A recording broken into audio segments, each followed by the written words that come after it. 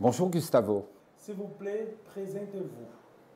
François Chabagnan, 65 ans, collectionneur, on va dire marchand et galériste ou propriétaire de galerie depuis plus de 30 ans maintenant, et installé en Suisse, et on va dire globe-trotter parce que je voyage dans toute l'Europe et aux États-Unis, aussi bien pour visiter mes galeries, visiter des studios d'artistes.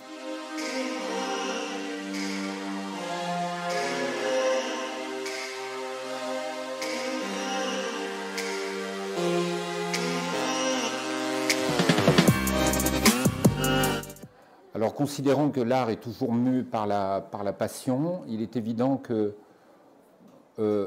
ouvrir une galerie, ça n'arrive pas tout de suite. Il faut une certaine maturité parce qu'il faut avoir quelque chose à raconter. Tout le monde peut ouvrir une galerie. Des murs blancs, de la lumière, mais après, c'est là où les choses un petit peu se compliquent, c'est que ça ne supporte pas la médiocrité. Il faut avoir même nous, galéristes, on doit avoir un propos presque artistique, c'est-à-dire qu'on crée un espace. À l'intérieur de cet espace, on va y mettre des tableaux, des sculptures et on doit raconter une histoire. En même temps, c'est un privilège et une responsabilité de laisser rentrer des gens et que ces gens ressentent une émotion. Et ça, je l'ai ressenti très tôt, puisque d'abord, avant d'ouvrir des galeries, j'ai été courtier. Alors, courtier, on apprend des collectionneurs. C'est-à-dire, on n'a pas d'espace. On va chez des collectionneurs et ce sont les collectionneurs qui vous apprennent des choses. Et souvent, comme j'ai démarré, j'avais 25 ans, on tombe sur les collectionneurs qui ont 2 fois ou 3 fois votre âge. Et là, vous apprenez à écouter et vous apprenez de vos collectionneurs. Ensuite, on fait des expos. Alors là, déjà, on est en rapport avec le public, on se met un peu plus en danger. Et puis, j'ai ouvert ma première galerie presque 35 ans. C'est-à-dire il y a une trentaine d'années. Et pourquoi rester à une galerie?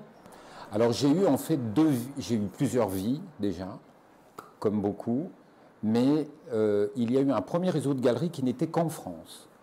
En fait, la première galerie s'est montée à Annecy, et puis l'histoire a fait qu'on n'avait pas la possibilité à l'époque et pas les moyens d'ouvrir dans des grandes villes. Donc, on a monté des galeries dans des stations de ski et des stations balnéaires. Donc l'hiver, on était à l'époque à Courchevel, Megève et Val d'Isère. Puis quand on fermait les galeries au printemps, on ouvrait les galeries d'été, on était à Saint-Paul-de-Vence et Honfleur. Donc en fait, c'était une vie un peu de saisonnier, une saison d'hiver, une saison d'été. Mais ça s'est avéré formidable parce que, évidemment, tomber sur des gens, sur leur lieu de villégiature, alors qu'ils ont le temps, ils sont en famille et ils viennent faire du shopping et aussi visiter des galeries. Il y a eu de très belles rencontres. Et d'une galerie, on en a monté une deuxième, une troisième, une quatrième, une cinquième, jusqu'à 8 galeries. Et puis il y a eu une autre belle rencontre, c'est que mon fils, Grégory, m'a rejoint il y a 16 années maintenant. Donc il y a eu 15 ans avec un premier réseau de galeries en France. On en a vendu une partie pour s'installer en Suisse et on a redémarré un réseau de galeries un peu plus international il y a une quinzaine d'années maintenant à Genève. Et aujourd'hui, nous avons 18 galeries, 16 en Europe et 2 aux États-Unis. Alors, le marché américain reste aujourd'hui encore, même si l'Asie est très présente, ça reste un des premiers marchés au monde. La différence, elle est simple. Dans notre créneau, puisque, encore une fois, il y a l'art ancien, il y a les impressionnistes, il y a les modernes, il y a ce que l'on appelle les artistes post-war, il y a les artistes des années 50. On est tous dans des strates différentes. Nous sommes dans des contemporains. On défend des mouvements artistiques grand public. Le post-pop art, l'art optique, la photo contemporaine, le street art. Donc on défend des mouvements artistiques plutôt grand public. Mais 90% de nos artistes sont vivants. Il y a un public qui est amateur dans le monde entier. La seule différence qu'il peut y avoir, c'est que le public américain est plus consommateur. C'est-à-dire que dans notre créneau, ils vont pouvoir acheter un peu plus, ils consomment de l'art comme ils consomment autre chose. Le public européen est plus cultivé.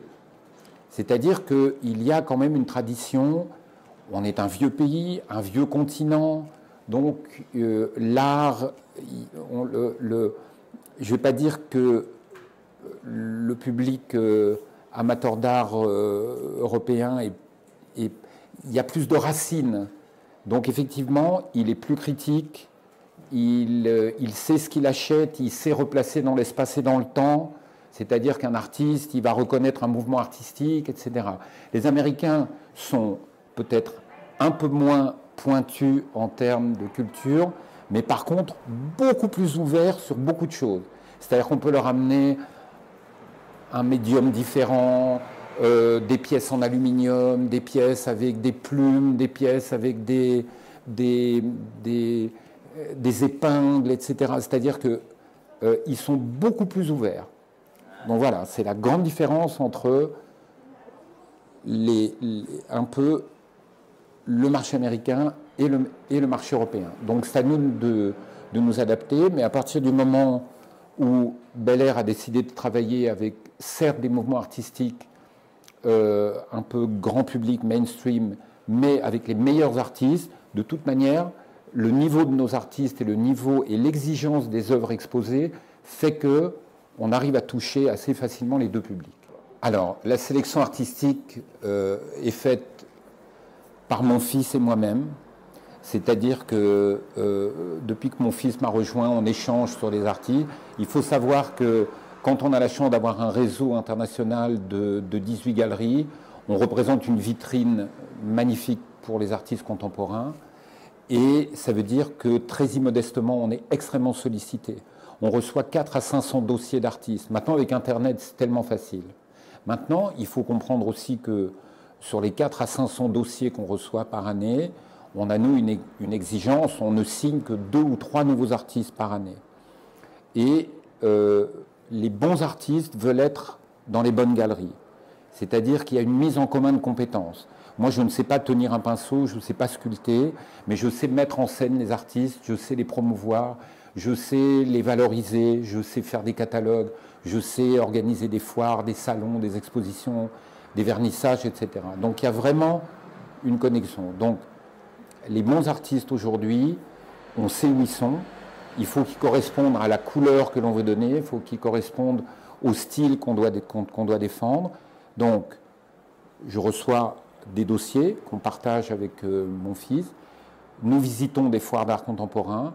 On voit aussi ce que font nos collègues, concurrents, confrères, et il peut y avoir des artistes qui nous intéressent également dans leurs displays qui ne sont pas représentés sur certains territoires où nous avons nos galeries. Donc il peut nous arriver aussi de les contacter par ce biais-là. Et puis, à la fin du compte, on se connaît un peu tous, c'est-à-dire les bons artistes qui font le marché aujourd'hui, parce que c'est ça le plus important. On a toujours eu des discussions de savoir est-ce que c'est le marchand qui fait le marché ou est-ce que c'est le marchand qui suit le marché. Je pense qu'on est plutôt des trendsetters.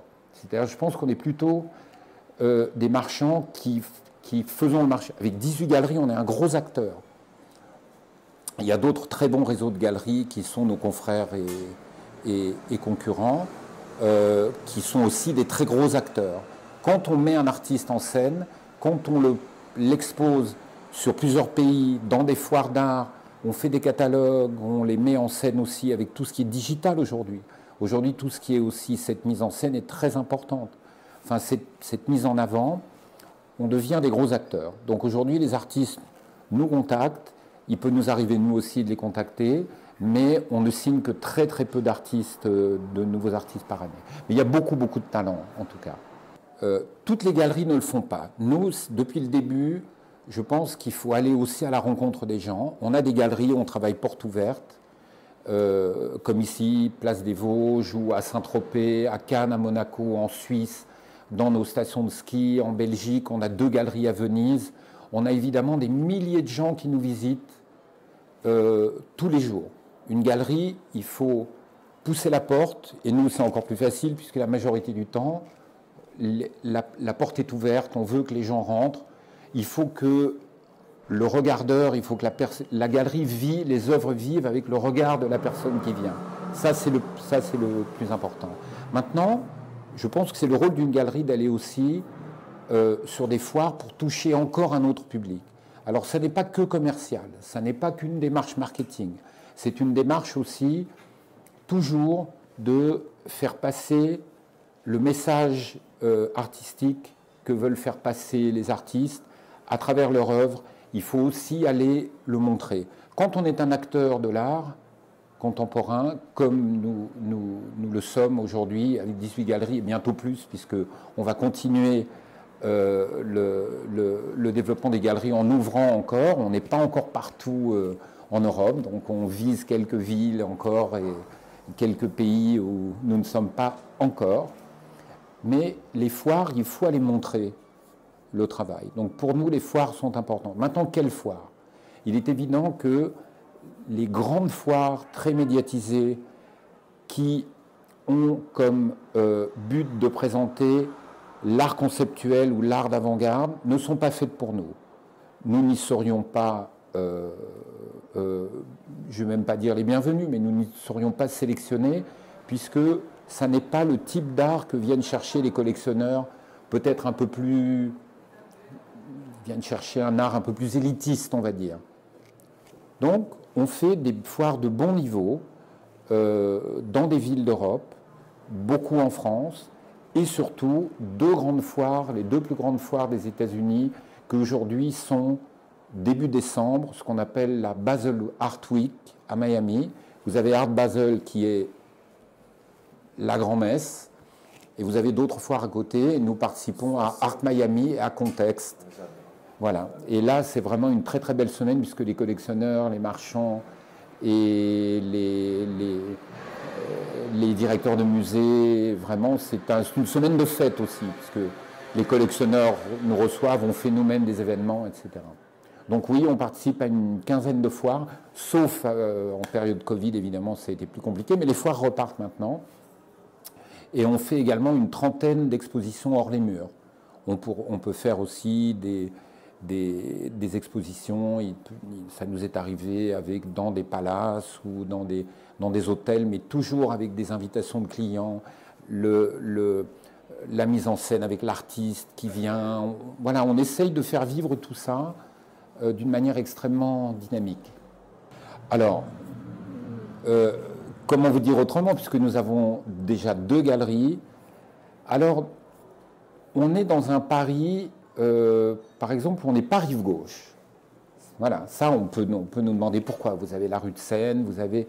Nous, on se sent bien, encore une fois, dans un lieu qui correspond à notre cœur de métier, qui est de toucher des amateurs d'art, des collectionneurs, quand ils sont sur des lieux... je ne vais pas dire de détente, mais presque. Donc les parties touristiques des grandes villes nous intéressent. C'est pourquoi nous sommes place des Vosges. Qu'il pleut, qu'il vente, qu'il y ait des crises, pas des crises, qu'il y ait des guerres, etc.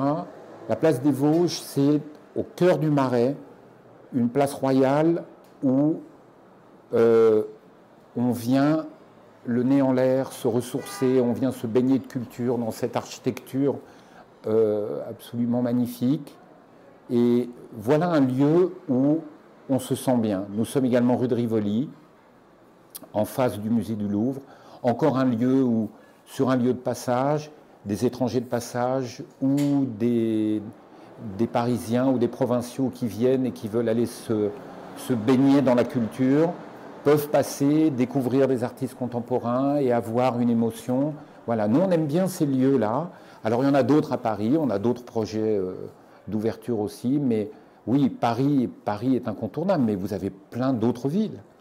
Plein d'autres villes. Alors les stations de ski, les stations balnéaires, c'est vrai que c'est très marqué, mais il y a d'autres villes magnifiques en Europe, mais on privilégiera plutôt non pas un lieu un peu institutionnel où on prend rendez-vous, mais plutôt un lieu de passage où là, l'art que l'on présente peut s'exprimer et on peut recevoir un maximum de gens.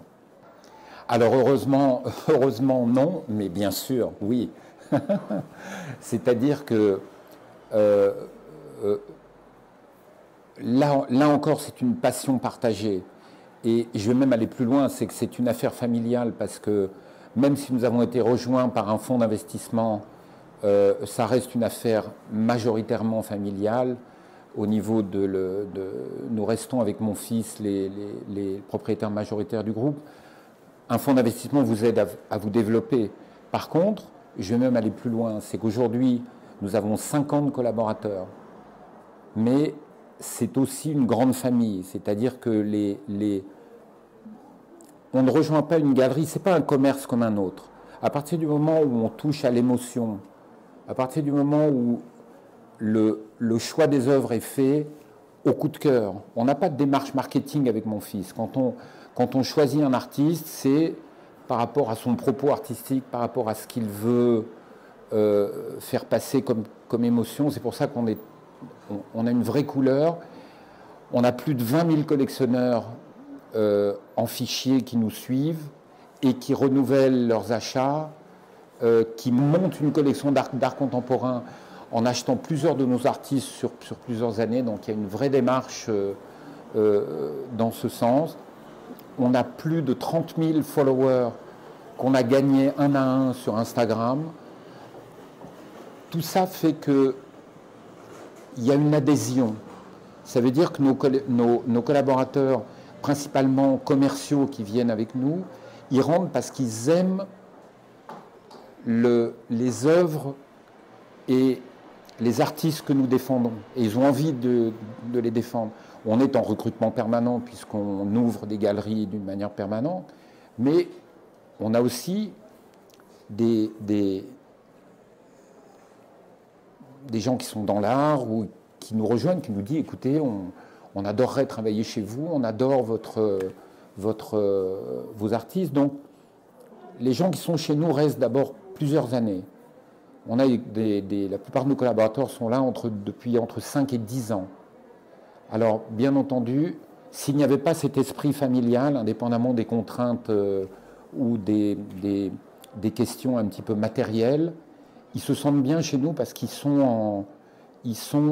ils adhèrent aux œuvres, ils adhèrent à la ligne artistique que nous défendons. Et je le sais, même si, encore une fois, je ne vais pas être modeste une deuxième fois, je sais qu'ils sont très attachés aussi à mon fils et à moi. Donc c'est une grande famille, en fait. Alors, le conseil, il est simple. Aujourd'hui, Bel Air Fine Art n'est plus une galerie comme il y a 30 ans, où on prenait de jeunes artistes ou des artistes émergents. On a aujourd'hui des artistes que l'on appelle établis ou cotés. On a encore quelques jeunes, bien entendu, parce que je crois que c'est le rôle fondamental d'une galerie, de prendre et de pousser aussi de jeunes artistes. Le seul conseil que j'ai à donner, c'est continuez à envoyer des dossiers, continuez à travailler, soyez exigeants avec vous-même. C'est-à-dire envoyer des dossiers quand l'œuvre que vous avez créée sur un chevalet ou une sculpture que vous avez créée, quand vous pensez qu'elle est aboutie. C'est-à-dire les artistes doivent être leurs propres critiques. Il ne faut pas attendre d'un marchand en disant « Ah ben, voilà, moi ce que j'ai fait, c'est formidable, maintenant moi je suis le créateur, le marchand n'a qu'à s'en occuper. Moi je crée, lui il vend. » Ça marche plus comme ça maintenant. C'est-à-dire il y a, grâce ou à cause d'Internet, il y a des dizaines, des centaines de milliers d'artistes qui émergent. La concurrence, elle est féroce, mais elle est extrêmement dynamique également. Donc mon seul conseil aux artistes, c'est que continuez à créer, envoyez des dossiers. Il faut créer des rencontres.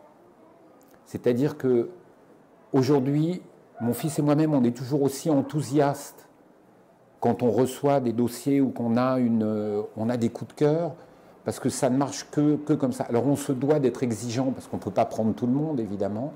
Les murs ne sont pas extensibles, mais il faut que les artistes créent des rencontres. Il faut que l'artiste se mette en danger aussi. Il faut qu'il envoie des dossiers, mais il faut qu'il aille faire des foires à son niveau. Il y a plein de foires d'amateurs. Il y a des foires ensuite d'artistes. Il y a des foires dans... Chaque ville crée des foires où les artistes se présentent eux-mêmes. Il faut montrer, il faut que l'art se montre. Et après, il y a quelque chose qui se passe. Donc mon conseil, il est, on ne peut pas vivre nous sans les artistes ne peuvent pas vivre sans nous, mais nous on est dans un créneau, il y a des milliers d'acteurs, il y a des plus petites galeries, il y a des monogaleries, il y a des petits groupes de galeries, il y a des moyens groupes de galeries, il y a des groupes un peu plus importants comme les nôtres. Il faut que les artistes continuent à créer. Le monde en a besoin. On ne peut pas vivre sans émotion, Gustavo. C'est pas. Je sais que vous êtes vous-même très sensible à ce mot. Merci beaucoup, François. Merci, Gustavo. Super. Muito obrigado. De nada.